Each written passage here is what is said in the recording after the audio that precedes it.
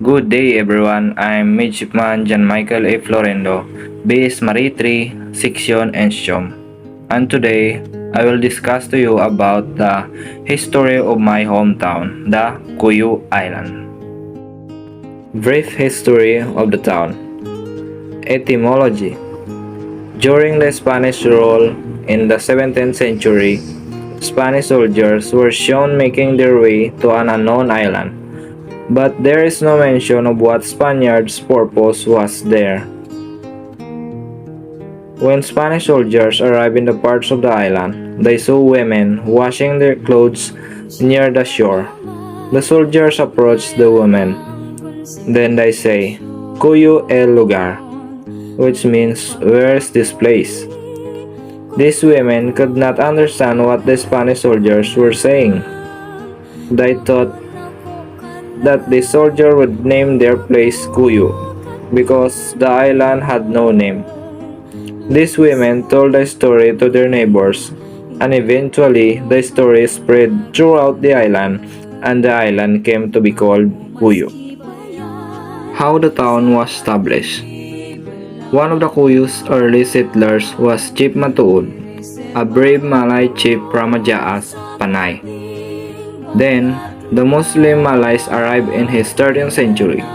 This Datu and his men landed at Talivin Cove in Pawa in a yacht called Sakayan. With them was Chief Cabalo, whom he sent to Agutaya, Chief Macanas to Kalamyan, and Chief Kabangon to Taytay. This bold and ambitious act led him to expand Cuyos. Another Malay Muslim named Datu Magbanwa also later settled in Cuyo. Datu Magbanwa's leadership was so strong that even the chieftains of other islands recognized his rule. In the early 17th century, Spanish friars attempted to establish missions in Cuyo, Agutaya, Taytay, and Cagayancillo, but met with fierce opposition from the Moro community. Cuyo town was established on 1622. Towards the end of the 18th century, Spain began building churches in the cities of Cuyo, Taytay, Linapacan, and Balabac, which were surrounded by garrisons to protect them from Moro raids. Many of these beautiful stone fortress churches and heritage houses serving testimonies to a colorful past. Significant people and local heroes. Clemente Fernandez was the first town president of Cuyo under the Americans. Lieutenant Vicente Catoblas, who organized Cuyo guerrillas, enlisted about 186 officers and men consisting mostly teachers, students, and civilians. Lieutenant Vicente T. Fernandez was the first Cuyonon killed in action while defending Abukay Mabatang Line, Bataan's first line of defense, January 23, 1942. Geography. Cuyo Island is a fourth-class municipality in the province of Palawan, Philippines.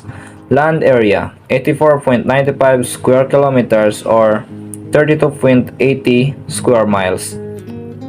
Location. The municipal center of Cuyo is situated at approximately 10 degree 51 minutes north, 121 degree 1 minute east in the island of Cuyo. Topography. Cuyo has an approximate area of 59.27 square kilometers or 22 square miles and roughly has a coastline length of 48.85 kilometers or 30.36 miles. Cuyo is a place blessed with natural beauty. Mango, cashew, and coconut trees sway gracefully in the breeze. Chunks of thick bamboo, and of course the vast endless blue ocean with countless corals and sea life. The island will appeal to hardy outdoor types who enjoy walking, swimming, and discovering the unique local culture rather than indulging in material.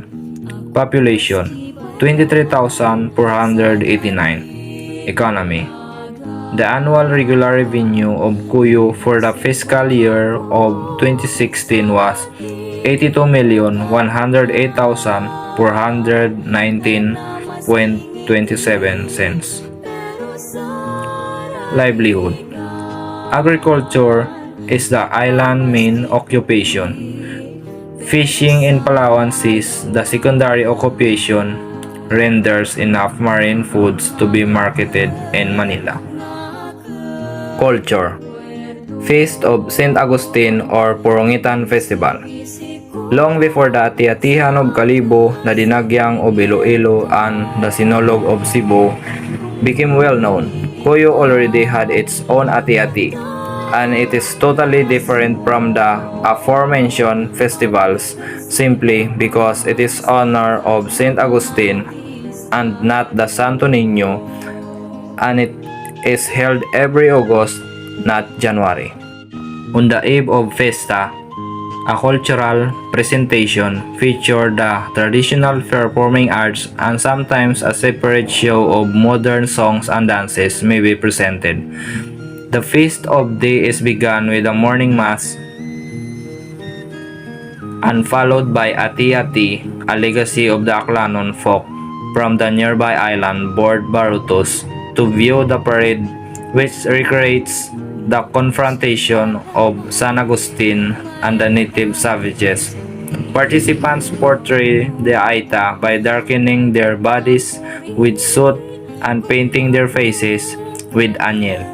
They don foot-high headgear of coconut ginit fiber adorned with chicken feathers and decorate their costumes with coconut leaves.